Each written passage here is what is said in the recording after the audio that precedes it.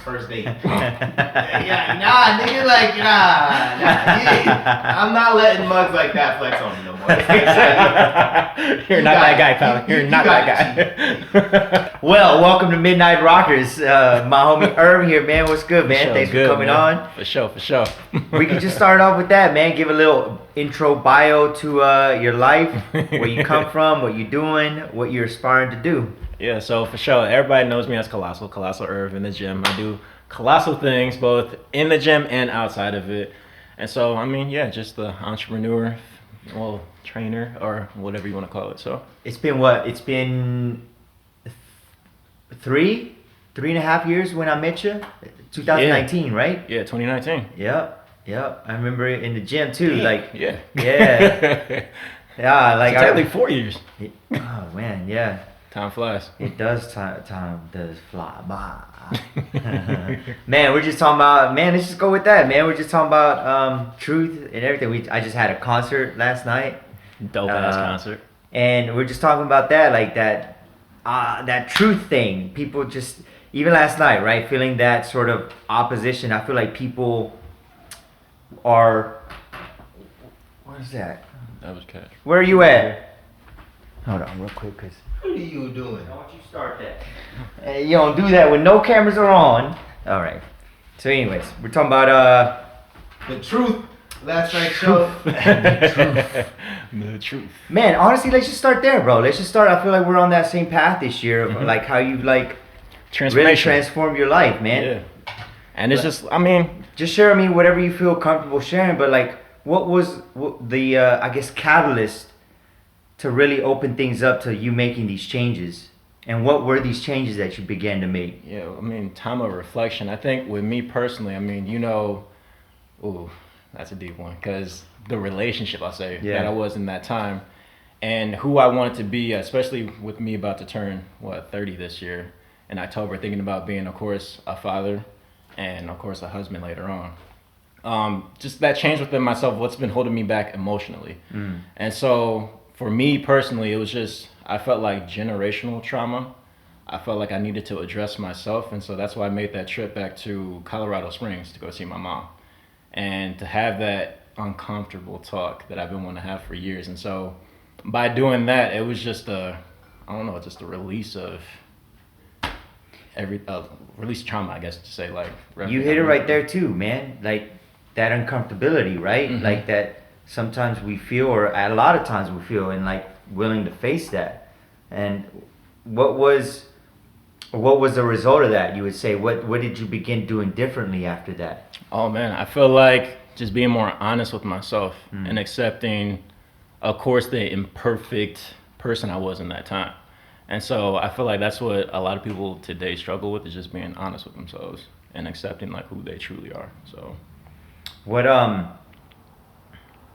would you say were like, because I feel like a lot of people talk in general terms, but what specifically did you start doing like that helped you day to day?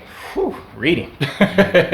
Reading, and then of course, I mean, to whoever the higher power that you look up to, but talking to God every day, honestly, and just airing out the things that within myself that I knew was a lie, that I've been doing, that I knew that wasn't me, if that makes sense. So just airing that out and just being honest, like I said, with myself. And of course, what's that term that you call when you look in the mirror? Is it mirror gazing? Mirror gazing is just talking to that man in the mirror, and you can't lie to that person in the mirror. So, I always find it like encouraging to me that the ones that I surround myself, we always run in these parallels, and same thing with my life. And I feel like right before the year started, I was feeling that turmoil too within. Right, of like, man, something's got to change. Something's got to change, exactly. And I'm not happy because I know that I'm not being my ultimate self. Same thing, man. Books, right? Like knowledge, like, and thank God for that. The right things came to place, including, I'm a big fan not just because of now how he's big as far as mainstream, Jordan Peterson, but because of what he's been teaching and been lecturing. Yeah. And the one key thing that I took away that he's very open about, and I love it, that I feel like was like, this is it. This is, if I can do this every day, I know I can do it. Truth. Speaking the truth. And it's like, and he says, If you're not willing to say the truth, then don't say anything at all. Exactly. And I just propose in my heart, man, every day, like, this is what I'm gonna do, you know? And then too, thinking about my purpose, you know, thinking about like, man, I really want to do this music thing worldwide, and I really want to make an impact. And I started to think of all these things. I'm like, man, if I want to do that like that, and scaling it back, what does that look like? Then I have to really live this. I have to really live this truth. Live the truth. And I even mentioned it to you. I think it's maybe a week or 2 weeks ago. You came into the gym, and like, because you know, like I said, I've known you for some years now. And like you came in and your face was different. Yeah. Like I even told you, like you look different. Like your face was lit up. I mean, even the trip back from Colorado, like a lot of homies, including yourself, like they're like, bro, like we literally witnessed you change within like a whole month. And I'm like, for me, it was intentional. So for me, like the author Eckhart Tolle, I think that's how you pronounce his name. So he's the author of The Power Now, and then his new book, New Earth. Awakening of Your Life's Purpose. And then another book that I read was Melody Beadle, Journey to the Heart. So for me personally, it's just like realizing that I've been working through my ego, with my ego for years. And then finally being aware of that. And then on top of that, just being honest and dropping it, it's just like you feel like a whole new person. It's like, oh shit, like through this whole time I've been unconscious and a lot of decisions I've been making. So you told me something very powerful the other day. It'd be cool for you to share about what your mom said to you about how she raised you in your circumstance and the male figure. And I think it'd be cool, like, to just share a little bit about that. Basically, the story you told me. What? Which one? I told you many. Of her just having her because she had to raise you. Oh herself. Yeah. So single mom of 3, with me being the oldest, and then of course growing up in the city of Chicago, it's the trenches, it's warfare all the time. So with her, like what she tried to tell me was basically, you know, the way I had to raise you is you can't compare that to anybody else. Like I had to raise you in that certain environment just to be, you know, happy, like just to make you happy as a grown ass man. So with me, it's just like, you good, Shark? Hey, Oh. behind the scenes. I thought he was in front of the camera. Like. So basically, I'm trying to think of like, what did I say to you? Because I remember you were saying like, because basically the male figures were like your uncles and like, things like that. So that like, yeah, with my mom, like my uncles were basically like my male figures. Growing up in my life, of course, all they knew was the streets. But with her, she always said, like, you know, I can't teach you how to be a man.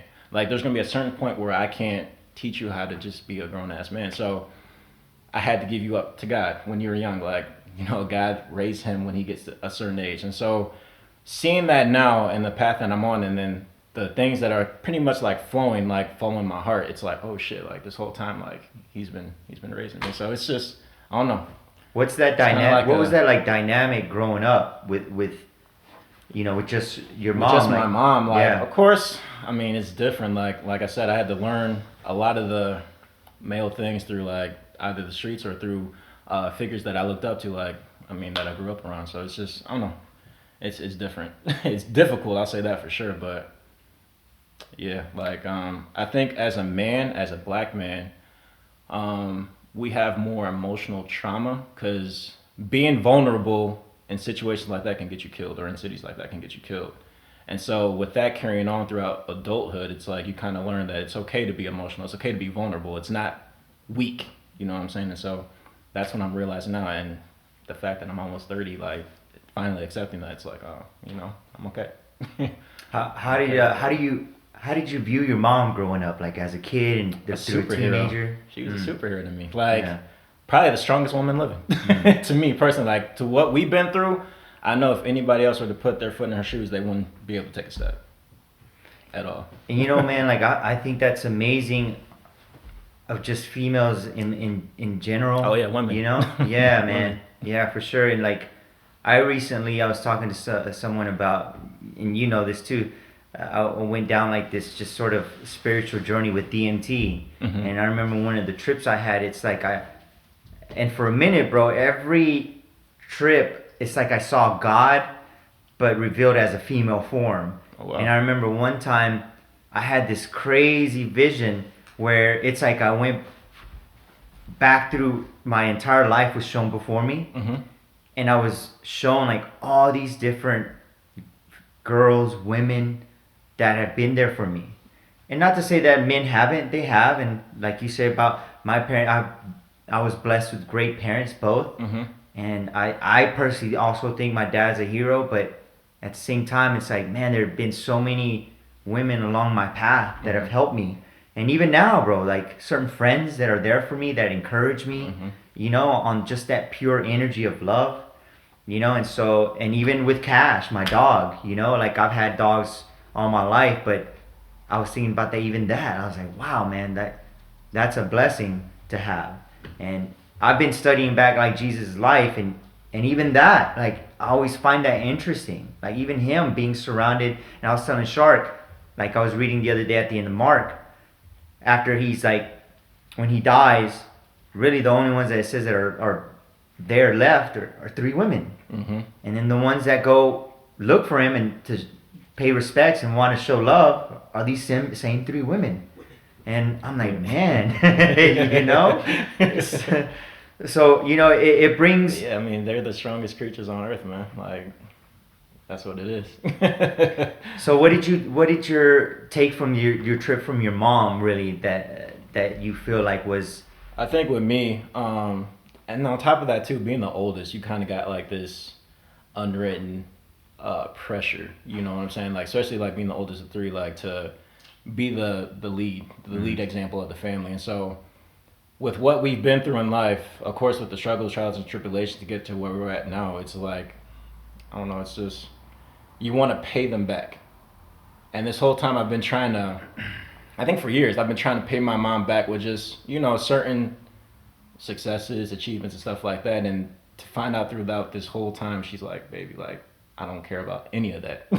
Isn't that crazy? And it's crazy. It's like, and it was like a shock to me. I'm like, what the fuck? Like, what do you mean? Like, this doesn't mean shit to you? She's like, no. She's like, I'm just proud. She's like, just know, I'm already proud of you. She's like, look at where you're at, your brothers. She's like, you know, we're not in the hood anymore. She's like, look at me, like, this is where I'm at now. Colorado Springs, peaceful nature. Your brothers, they're not in the street. They're in school. One of them graduated. Yep. The other's about to graduate high school. So it's like, she's like, yeah, I couldn't be any more happy. So it's just like, damn. I feel that, man. Like, right around the time I met you, man, like 2019, October, I made a trip to Texas. And that's the last time I saw my mom. I wouldn't even say well, because she wasn't well, but at least able to speak and whatnot, right? And I remember leaving, man, that trip, coming back to LA, feeling so conflicted. Because the same thing, you know, I'm the oldest. I just have a younger brother, but I always felt that, man. Even growing up, like this responsibility. Because even though my parents didn't say it, and they did an amazing job of raising my brother and I, and not showing their problems in front of us. And now, as a grown man, I realize how much wisdom that's required to do that. Because sometimes I look at my own circumstances, and it becomes easy to just want to lay shit out or whatever. But I'm like, man, that requires so much diligence, wisdom. Oh, I'll let that pass. Go ahead, Max. Sounds good, thanks, sir. And so I came back that trip conflicted. Like, man, am I doing the right thing being here? And same thing, feeling that responsibility at the same time. Like, man, I just wanted to, like, be able to show my mom and, like, man, like, this is what I did and all this stuff, right? You fall into, like, what society defines as success. Like, you know, we always wanted, like, our parents to have, like, you know, the lavish vacations and to have the big house on the hill and shit like that. And at the end of the day, they don't care about that. They just want to see us happy. Yeah. And, like, that's the one thing, like, the one thing she told me, like, one of our last conversations we had that following year before she passed, on the phone, like, because I would tell her that, and I would constantly keep her encouraged, and I constantly kept the hope and faith all the way to the end. I never once thought, damn, like, this is, like, I always kept that fight, you know? And one of the last conversations we had on the phone, she told me what your mom told you. She's like, I'm proud of you. I'm proud, yeah. And man, that just touched me. It's powerful. You know? Because it's what we talked about the other day. It's not our achievements. We are not our achievements. We are not, even me, I am not the music. I'm me. I'm you, yeah. You know, and who I am is enough. You know, and so, yeah, man, like learning all of that, and it's a process. It is. It's like when you become aware of it, it's like, okay, I want to stay in this place. Like, okay, I'm aware of it. Yeah. Stay here. And it's, like I said, it's continuous work. It's continuous work. And so ever since being, like I said, in that playing field, I've just been working on myself daily, just trying to stay there. Speaking of working on yourself, you lift. Yeah, every day. You lift heavy. You lift hard. So when did you start lifting? So I originally, I'd say high school football is what got me into lifting, you know, being an athlete, like you're always in the gym. But bodybuilding, I feel like that started for me back in 2014. So that was in the military. That's when I first joined the Air Force, and I was overseas in Korea. And of course, being overseas, you got a lot of time on your hands. So I've spent a lot of my time in the gym, not realizing how big I was fucking getting. And then on top of that, we have what's called midnight chow. So you could eat at 12 o'clock at night and just go crazy. So I'm just stuffing in the carbs, eating. And I didn't realize how big I was getting until somebody was like, yo, you know you could get paid for this, right? I was like, oh, word? Like, I could get paid for lifting? Cool, but how big did you get during that time? Oh, man. So at a basic, I probably left basic around maybe 185. Oh, shit. And then I can't imagine a 185 Erv. Yeah, 185, yeah. And then my first year in Korea, that's when I first hit 200. And then now being, well, the biggest I probably got was 252. Yeah, bro. Oh, man. That's crazy to think about that, but yeah. 252, but now I'm at a healthy just 212, and I'm loving it, so. I feel you. I was the same way. My heaviest, bro, I can't even believe it now, bro. Yeah. 270, dog. And yeah, that's insane. I know, dog. We're talking about it. I'm like, bro, at that point, my knees hurt all the time. Yeah. My lower back hurt all the time. But see, that's the beauty of bodybuilding. It's like, it's just an experiment. You're experimenting on yourself. And so that's what I feel like life is. It's just an experiment, man. Like, see what works best for you. So who were your like influences as far as like getting more into bodybuilding? Originally, it was Lee Haney. When I first seen Lee Haney in the magazine, I was like, yo, what the fuck? Like, we can get this big? Like, oh, yo, this is crazy. And then, of course, after Lee Haney, it was Ronnie Coleman. And then, of course, you know, Big Ronnie. That's everything that's heavyweight is lightweight. Yeah, bro. Bro, I ate that shit up, dog. Yeah. And we're talking about the LimeWire days. You know, I'm fucking downloading shit. Like, this is like 2005-ish, you know? So I came to find out of Ronnie Coleman through a magazine after he won his first Olympia. Same thing. We actually took a trip to Mexico. It was December, and like for a while there, almost every December break, my parents, we would go to Mexico and stay out there in the village, and it was the best times of my life, you know, like, and it always gave me perspective when I came back, bro, because the house I grew up in, bro, it was a crack, like the house wasn't pretty, but every time I came back, bro, it felt like a mansion, dog, for real, because like, and I just saw how like my family and everybody was living there. I'm like, it gave me inspiration. Like I can really do something with my life, you know. But during this trip, I was flipping through the magazines. I remember we got there, and then it started listing all the Olympias until current, and obviously the last one, which was the most current one, was Ronnie, and I flipped it to Ronnie. I was like, what? It's unreal. And he's from Texas? I was like, oh, I started eating it up, dog. It's the same shit, bro. And to this day, like how I work out and like my split, a lot of it was based off of him. Like I watched how he lifted, and I was that OCD motherfucker. I'm over here watching. Now you get shit on YouTube that's all diced up. Yeah, you get like just cut, raw. But I'm talking about like I'm watching the fucking 8 hours of footage. I'm counting every single rep. 1, 2, 3, every single one. How many exercises? All of it. Bet I'm gonna do that. You know. So yeah, man. And I think for me too, like even in the time when I was overseas and I was lifting, like it was really out of anger and depression because, of course, being away from home that far away. Like I'm a whole day away from home and I'm in a country that I've never been in. So Korea, which is a beautiful country, by the way, South Korea, not North Korea.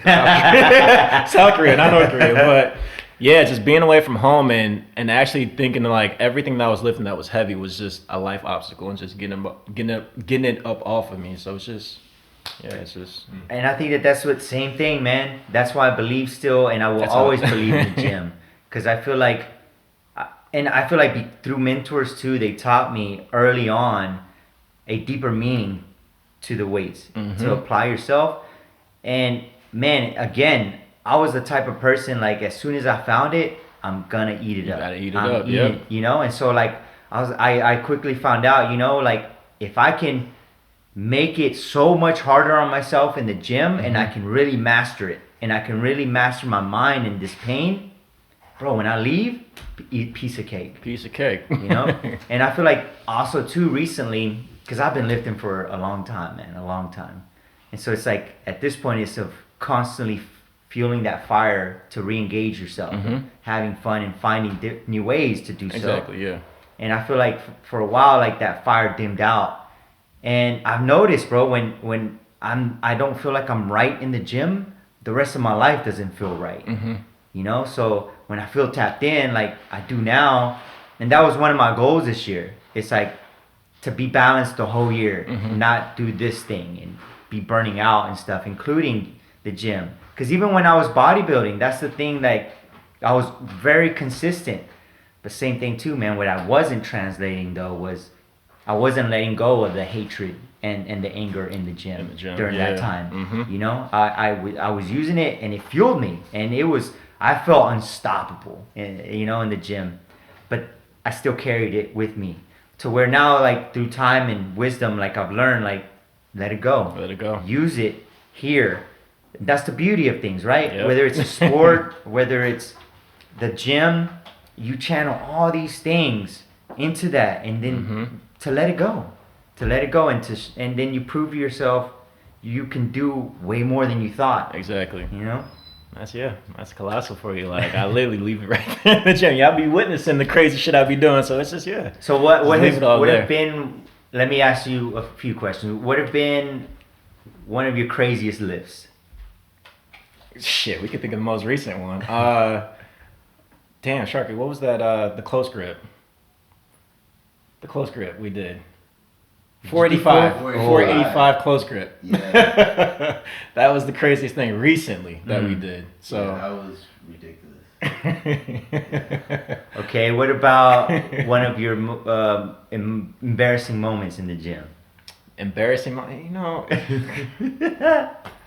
I think I don't even see it as embarrassment. It's just, it is what it is. It's like when you can't get it, you just accept it. Like, oh, I can't get it, but just get stuck. Oh. Yeah, like it happens. But some people, you know, that's what they don't want to show nowadays. I don't know why, but people don't want to show that. I show it. It's just like, you know, I couldn't get it. Cool. Like, go down and try that. So for me, I think the most embarrassing was probably when we tried the I think it was the 200-pound dumbbells on bench. And I remember, who was it? Was it Wes?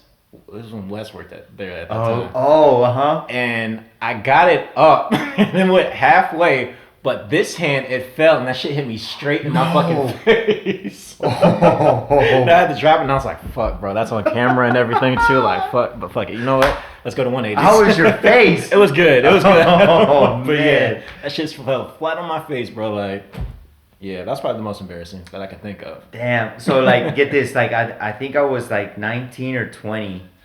And, you know, for me, like, I'd always been into bodybuilding. And so for me, I was always looking at my physique with that perspective. And so I was like, damn, I always wanted big calves. And I was like, fuck, I'm working against my genetics here, but fuck it. I'm going to do everything. So literally, I would create, bro. And, like, even I had a buddy of mine that worked out with me. He was a ex-Marine. Yeah. And to this day, he was like, you were always so obsessed with your calves. He goes, at the time, man, it didn't look like it because you didn't have that big calves, but you were insane. Bro, because, like, I created this whole workout that took on calves alone like 30 minutes. Like, you gotta do what you gotta do. And then I would have, like, sometimes, you know, once you start getting into it, you draw curiosity. People are like, and then they're like, some people are like, whatever, I can do that. So, like, same shit, you know, people would come in and try to do it. And I remember one time this one white dude, like, and he was an athlete, he was a pretty stout dude. And we get like just the first exercise, my boy starts crying, dog, in pain, like pain crying. Starts crying. I'm like, bro, we just got started. So at the time, man, at the YMCA, we didn't have an actual standing calf machine. I don't know why. But so what I started doing was I would use the Smith machine, and we had like this block, this wooden thick ass block. It was on like two blocks this way and then a center one, right? So it had a good base. So I would use that as like the base to stand my feet on to do standing calf raises on the Smith machine. Okay. But my crazy ass, I would start from one plate and I would work all the way up to fucking 8 plates, bro. I think that's as much as it could hold, like, you know? And that last set, I'm only doing about like maybe 3 to 5 reps, but then I'm working my way back down. Well, bro, this one time, and I knew, and it was set, the Smith machine was set real close, kind of in the corner of the gym, facing the mirror, and it was like that thin sort of carpet, right, that was there.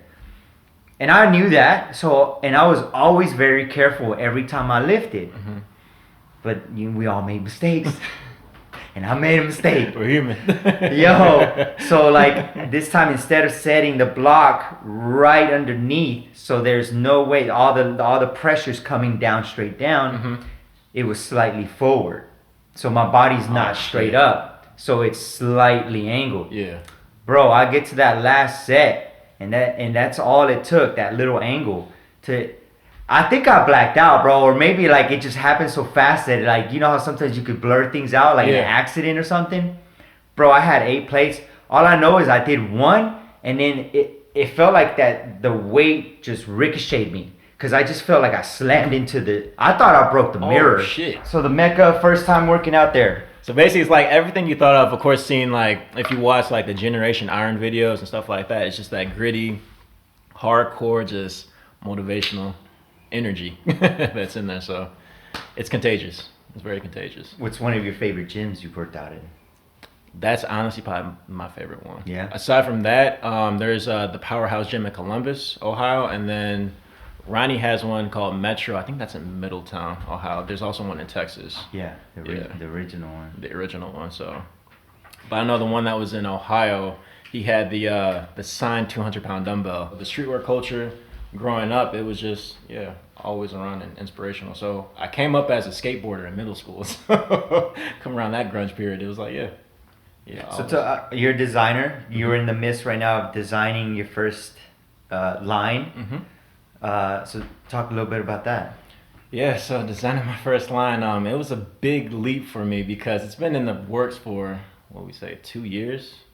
And my brother, he's like, yo, you actually need to start this shit, like get this shit out there for the people. And so this line specifically is going to be an outdoor brand, because I feel like we lack diversity in the Black culture in the outdoor space, should I say. And so these are just for my people, like, you know, we're outside too. So, you know, you got the North Faces, you got the Patagonias. One designer that I'm actually growing fond of is Salahim Bembry, I think that's his name. And just a really dope designer. So where do you see the launch date for your first line? What are we saying? Hopefully either the end of this month or next month. Oh shit! Yes, yes. Finally getting shit started. So yeah, it's been a long journey, but you just gotta enjoy the process. Like I always thought this shit could be made within like 2-3 weeks, but nah, it's it's a long journey, especially when you start from scratch. Yeah, and then especially what you're wanting to go for, which is quality, right? Quality, and then being a perfectionist, like you just learn you can't be a perfectionist all the time. So it's just same thing with music, man. We've come across people that like are mad talented, but they just won't put it out for the same shit. But it's like at a certain point, like you just gotta go. You just gotta put it out. Put it out there. Yeah. Because really, it's not even the clothes that are telling your story. I want the brand itself to be the story that people resonate with. So yeah, the clothing, of course, is gonna be high quality or whatever, but really, it's just the brand, like the story about the brand that I want people to connect with. So hell yeah, man. Well, how can people find you? Instagram. Instagram, Colossal _Erv. Yeah, you'll see me like you know. Oh yeah, so like so with your brand, like, are you gonna have like a website, or how are you gonna Oh, do of course. all that? Oh, you're talking about my brand. I thought you. No, yeah, that too. No, that too. Yeah, but, no, the but- brand. Of course, we got a website that's gonna be loaded up. So yeah, be on the lookout for that. That will actually be also on my Instagram page in the bio. I don't want to release the name yet. It's gonna be a surprise. So Hell yeah. I'm gonna wait for that process. But yeah. Awesome, be on man. the lookout, y'all, man. It's gonna be a movement. Movement. Hey, that feels nice. That feels right in pocket. That's a good. I think that we good there. Unless any final thoughts you want to share. I'm good, man. I'm just glad to be part of the Swagg show. But yeah, man, I just tell people, man, just live your truth, walk in truth, and you'll get to that paradise. So before I let you go on that, right? What would you say in living truth? Maybe make it personal to yourself. What's one thing that you would say to give advice that somebody could take with that statement that they could actually use each day? To live in truth? Yeah. I mean... Yeah, you say, like, this has helped me doing it every day. So what's helped me every day is, like I said, it's having that talk with yourself every day. That mirror gaze, what I mentioned earlier, just that honest talk in the mirror with yourself. Like, okay, this is what, accept who you are and be truthful. Like, your intentions, your purpose, your everything. Nice. Yeah. And then on top of that, like I said, embrace your journey as well. Like, a lot of people, they don't want to embrace their journey. It's just, things can feel unstable, and that's how it should be. It's not going to always be perfect, you feel me? So. Yep. With that one, we out. Hell yeah, good shit. Ha!